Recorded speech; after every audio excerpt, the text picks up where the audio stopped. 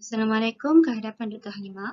Hari ini kami dari kumpulan 3 akan membentangkan grup projek kami yang bertajuk Pengurusan Krisis di Asia Berhad. Ahli kumpulan kami terdiri daripada Muhammad Junior Haikal, Ahmad Fahrullah, Syafiqah, Nur Adibah, Hamizah dan saya Siti Dora. Saya akan mulakan terlebih dahulu sesi pembentangan dengan pengenalan. Pada asasnya, krisis dapat dilihat sebagai situasi atau kejadian yang lebih banyak mempunyai implikasi negatif pada perusahaan atau organisasi. Manakala pengurusan krisis adalah proses di mana organisasi menangani kejadian yang tidak dijangka itu dengan mengenal pasti sifat krisis itu sendiri, terlibat dalam proses untuk meminimumkan kerosakan dan seterusnya pulih daripada krisis. Oleh demikian, pengurusan krisis yang berlaku dalam krisis organisasi yang berjaya dijalankan dengan meramalkan potensi krisis tersebut, merancang cara menangani secara strategik dan teratur, mampu membawa kepada kestabilan pergerakan operasi organisasi tanpa sebarang permasalahan.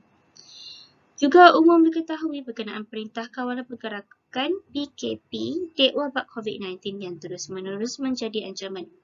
Tidak dapat dinafikan, Asia adalah sebuah organisasi yang mempunyai pengurusan dan pengendalian krisis yang dilihat cukup baik dan berkesan.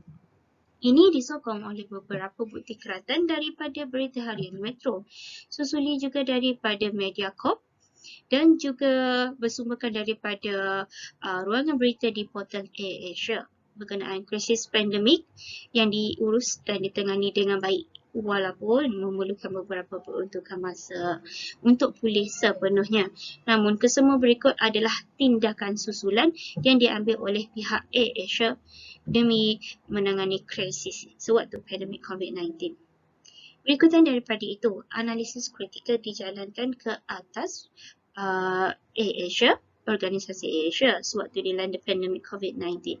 Oleh itu, beberapa pendekatan pengurusan krisis, teori model yang terpakai, cadangan, strategi penambahbaikan akan dibincangkan selanjutnya di dalam bahagian analisis kritikal untuk pemahaman lebih lanjut.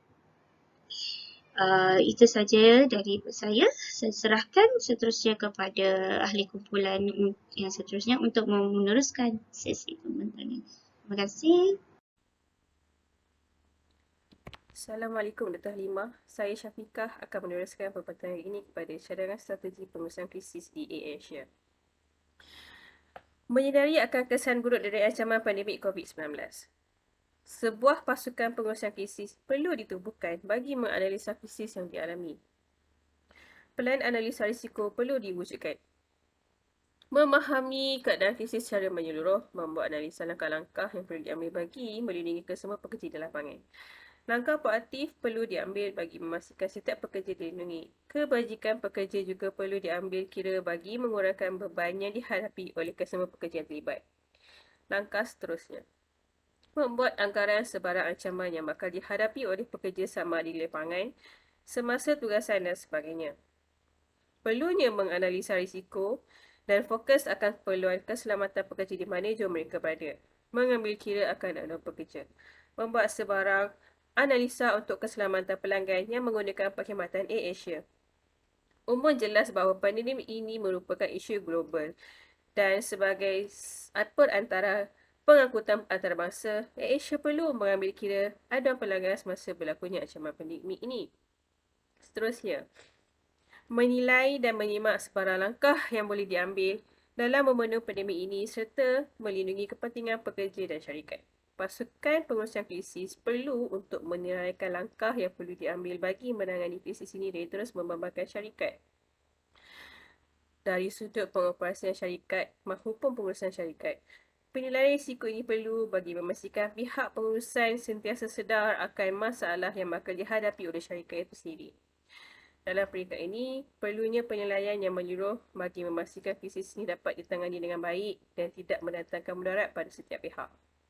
Langkah terakhir, pasukan pengurusan krisis perlu untuk mengeluarkan garis panduan akan penambahbaikan yang boleh diambil oleh syarikat.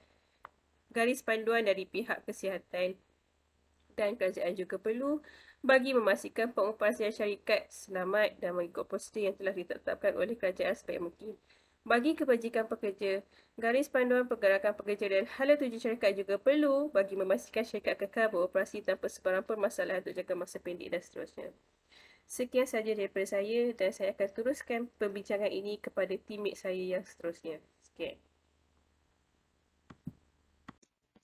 Assalamualaikum warahmatullahi wabarakatuh. Saya Hamizah binti Abdul Aziz akan meneruskan sesi pembentangan mengenai model dalam menangani krisis di AirAsia sepanjang penularan wabak COVID-19. Model yang dipilih untuk menjelaskan pengurusan krisis di AirAsia Group Berhad ialah model Think 1986. Model ini mempunyai 4 tahap model pengurusan krisis yang terdiri daripada peringkat prodromal, peringkat akut, peringkat kronik dan peringkat penyelesaian. Pada peringkat prodromal, ia merupakan permulaan penularan COVID-19 yang telah menyebabkan gangguan drastik dalam kehidupan seharian masyarakat, bukan sahaja di Malaysia, bahkan di seluruh dunia. Dalam usaha untuk mengurangi penularan wabak COVID-19 ini, beberapa negara telah melaksanakan arahan kawalan pergerakan serta penutupan premis perniagaan dan organisasi sehingga menyebabkan terjejasnya pendapatan syarikat berkenaan. Tidak ketinggalan juga di AirAsia Group Berhad yang telah mengambil keputusan untuk pengurangan gaji pekerjanya. Seterusnya pada peringkat akut bermula apabila krisis AirAsia Group Berhad telah mendedahkan 96% daripada armada pesawatnya tidak dapat beroperasi dalam tempoh PKP. Oleh itu, kaki tangan AirAsia telah menerima pengurangan gaji sementara antara 15 hingga 75% bergantung kepada tempoh perkhidmatan bagi berkongsi impak yang telah dilalui oleh AirAsia. Pada peringkat kronik pula, ia adalah dalam fasa pandemik penularan wabak COVID-19. AirAsia telah memanfaatkan tempoh sekatan perjalanan pada tahun 2020 untuk mempercepatkan transformasi digitalnya sebagai lebih daripada sebuah syarikat penerbangan. Hal ini, AirAsia telah memperkenalkan produk terbaru yang menyediakan aliran pendapatan yang baru bagi membantu aliran pendapatan. Produk baru AirAsia seperti AirAsia Super App, logistik, e-dagang, teknologi kewangan, selain prosedur dan inovasi baru seperti teknologi pengecaman biometrik untuk menjadikan penerbangan lebih selamat dengan ciri-ciri tanpa sentuhan. Akhir sekali pada peringkat penyelesaian, mewakili penghujung krisis, pihak AirAsia telah mempertimbangkan pengumpulan modal dan sokongan kewangan lain termasuk modal entiti kumpulan. Sepanjang cabaran krisis yang dilalui, pihak pengurusan berbangga kerana telah memimpin All Stars yang berdaya tahan untuk melalui fasa yang paling sukar sepanjang penularan wabak COVID-19. Selain itu, pihak AirAsia juga telah berusaha untuk membayar balik semua tiket atau memberikan sistem kredit kepada semua pelanggan mereka. AirAsia Group Berhad telah membuktikan mereka mampu untuk menguruskan krisis dengan baik melalui teori ini. Seterusnya saya pas kepada rakan saya. Assalamualaikum warahmatullahi wabarakatuh. Saya Adibah. Saya akan menerangkan mengenai penyelesaian ataupun pendekatan cara penyelesaian diambil oleh AirAsia Berhad dalam menangani krisis di Asia. Okey. Yang pertamanya adalah AirAsia mengambil pendekatan untuk mendisiplinkan kos dan strategi pemasaran yang lebih efektif. Di sini ianya bermaksud mendisiplinkan kos di mana AirAsia lebih membuat strategi macam mana sesuatu kos itu untuk diguna pakai dan juga mengaktifkan strategi pemasaran yang lebih efektif. Yang keduanya iaitu AirAsia juga mengambil penyelesaian untuk mengurangkan kos, memelihara dan melindungi masa depan syarikat. Mengurangkan kos ini adalah bermaksud AirAsia sewaktu krisis di AirAsia berlaku, AirAsia juga mengurangkan gaji pekerja, tetapi gaji pekerja ini bukanlah kesemua. Ia merupakan pekerja atasan dan tidak melibatkan pekerja bawahan. Yang ketiga, menggunakan aplikasi digital dalam menaikkan ekonomi kembali. Antara aplikasi digital yang diguna pakai adalah AirAsia melancarkan Sandbox, iaitu penghantaran drone bandar melalui kerjasama dengan Pusat Inovasi dan Kreativiti Global Malaysia. Sandbox ini merupakan satu alternatif di mana menggunakan aplikasi digital, penghantaran barang menggunakan e-dagang. Dan yang kelima, AirAsia telah menyelesaikan 80% pertanyaan pelanggan dan kekal komited untuk melunaskan baki tunggakan. Di sini, di dalam krisis AirAsia, sewaktu berlakunya pandemik COVID-19, tiada penerbangan yang diteruskan. Oleh itu, banyak tunggakan-tunggakan tiket penerbangan yang ingin ditebus kembali oleh pelanggan. Di sini AirAsia mengambil pendekatan untuk mengkreditkan kepada pelanggan dalam tempoh 24 jam dan juga memanjangkan tempoh penggunaan kreditan itu selama 3 tahun. Selain itu, yang keenam adalah kaki tangan yang dikenali sebagai All-Star mempelajari kemahiran baru dan memanfaatkan kemahiran dan sektor yang berbeza. Ini bermaksud apabila tiada penerbangan yang berlaku, banyak-banyak cabin crew ataupun staff AirAsia yang dikenali sebagai All-Staff ini tiada pekerjaan. Dari segi itu, staff-staff mereka telah mempelajari kemahiran yang lain dan ada staff yang contohnya ada staff yang daripada cabin crew menjadi salah seorang pekerja di teleport, iaitu di mana menggunakan Sandbox untuk penghantaran barang. Dan juga ada juga penganalisis di AirAsia membuka menjadi pengurus kepada restoran santan dan mengambil kaki tangan AirAsia kembali untuk menjadi kaki tangan di restoran santan. So, ini adalah merupakan penyelesaian yang diambil oleh AirAsia. Dan terbukti penyelesaian yang diambil oleh AirAsia ini untuk menangani krisis sewaktu pandemik COVID-19 merupakan antara yang terbaik, antara syarikat penerbangan yang terbaik yang dapat menyelesaikan krisis di sewaktu pandemik COVID-19. Terima kasih.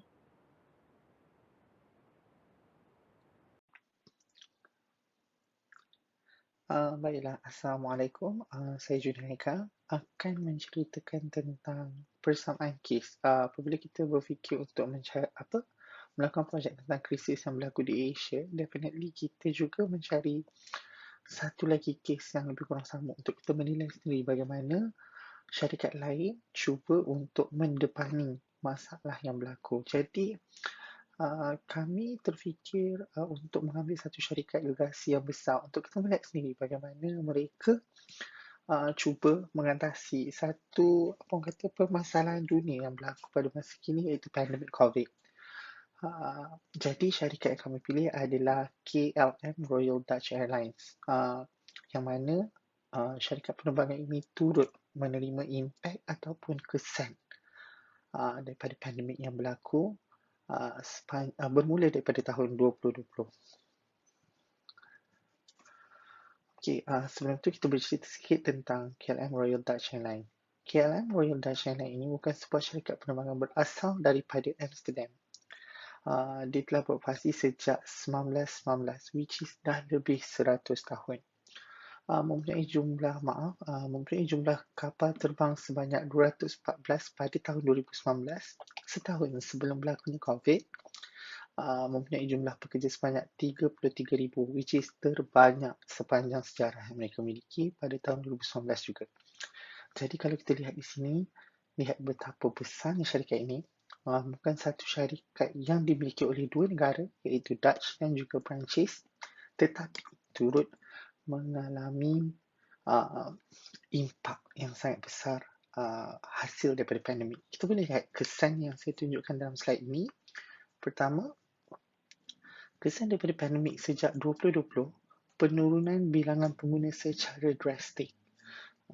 Hal ini kerana kebanyakan negara telah menjalankan lockdown. Bila kita kata tentang lockdown, tiada kepastian sehingga bila lockdown itu akan berakhir. Dan bila kita berkata tentang lockdown ni,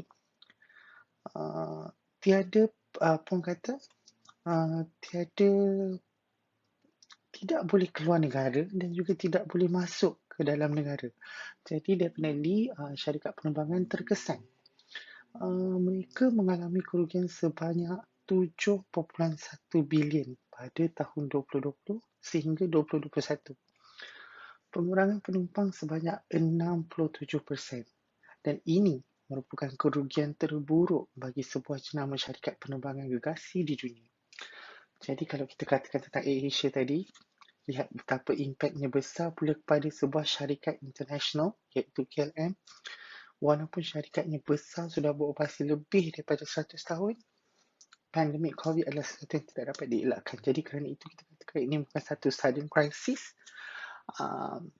yang menyebabkan suatu perkara yang tidak dapat kita tak dapat predik benda ni. Jadi apa langkah yang diambil oleh KLM adalah pertama, disebabkan rekod bersihnya kedua-dua kerajaan daripada Perancis dan juga Dutch memberi bantuan kewangan, menyalurkan bantuan dan juga apa orang kata grant bagi menyelamatkan syarikat ini. Kerana KLM merupakan kebanggaan bagi kedua-dua negara. Kedua, mereka dapat melakukan pinjaman melalui bank. Kerana rekod perniagaan yang baik, membenarkan syarikat ini untuk mendapat pinjaman daripada bank-bank besar dunia. Ketiga, pengurangan kos. Pengurangan pekerja, pemberian VSS, penamatan beberapa syarikat subsidiari, pengurangan gaji pekerja antara langkah yang terpaksa diambil.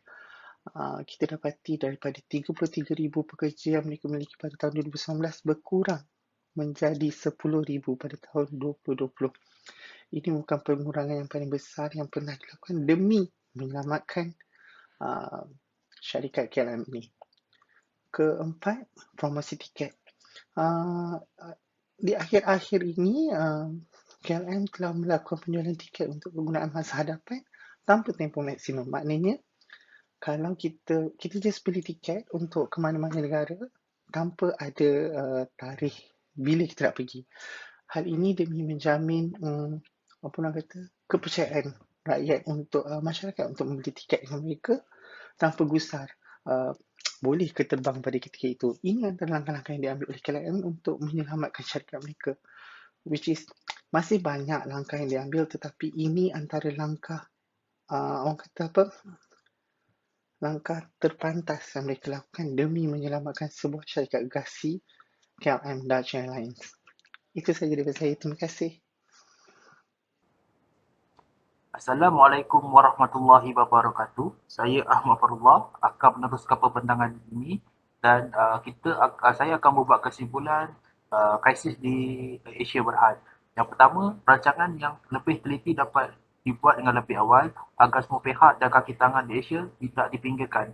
Ini maknanya apabila Asia ini telah dilanda oleh krisis di mana disebabkan oleh pandemik COVID-19, maka dengan itu terjejasnya keuntungan syarikat dan sedikit sebanyak penutupan operasi itu terpaksa dilakukan oleh atas perintah kerajaan Malaysia.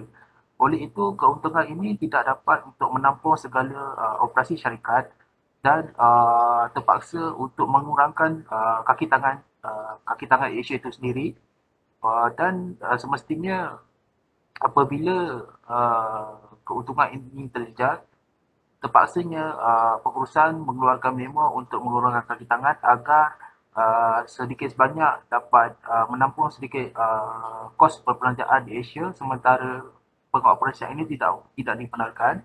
Dan atas sebab itu perlunya perancangan ini supaya kebajikan kaki tangan di Asia ini tidak dipinggirkan dan diberi pampasan yang sewajarnya bagi memastikan pihak daripada kaki tangan juga mendapat satu bonus dan begitu juga di pihak Asia agar sistem dan pengoperasian mereka dapat dilakukan selepas dibenarkan oleh kerajaan Malaysia. Dan keduanya adalah secara khususnya Asia sentiasa komited dalam menghadapi apa jua cabaran dan rintangan semasa pandemik COVID-19. Dan ini kerana pengurusan telah membuat tindakan sewajarnya bagi mengelak berlakunya penutupan operasi. Oleh sebab itu, tindakan yang sewajarnya telah diambil oleh pihak Asia bagi memastikan Asia ini tidak dikop daripada ancaman pandemik COVID-19. So, Asia juga telah melaksanakan satu sistem e-hailing dan juga merupakan satu sistem e-hailing food, iaitu Asia Ride, di mana Asia Ride ni bagi memastikan dapat memberi peluang pekerjaan kepada kaki tangan Asia itu sendiri dan juga kepada orang awam bagi memastikan dapat menampung sedikit sebanyak pengoperasian di Asia. Dan pada akhir sekali, saya rasa Asia telah melakukan satu tindakan yang pantas dan sangat realistik untuk menempuh krisis yang melanda sekarang ini.